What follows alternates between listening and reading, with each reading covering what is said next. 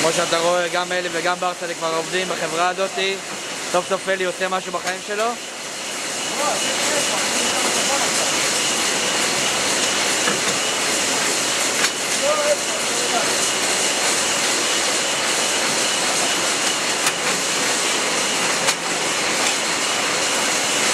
זה ברסלי שעובד, קשה. קשה. כל זה קופסאות שימורים, כמו שאתה רואה, אנחנו נפעל... תלם בסוף.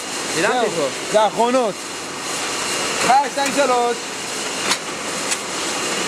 אגב, בוא נראה מה האחרונה, מעניין מה האחרונה. שקית ניילון. תינופת 7 שקלים. ב-5.60. רגע. וכאן יש לך 8 שקלים! יוהו! מעניין אם בסוף יישאר גם כסף.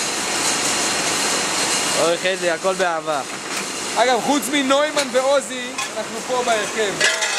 זה ההרכב. יאללה חבר'ה, תודה רבה. צילום רגע, פה. צילום נוס. אנשים עם זה, כל הכבוד.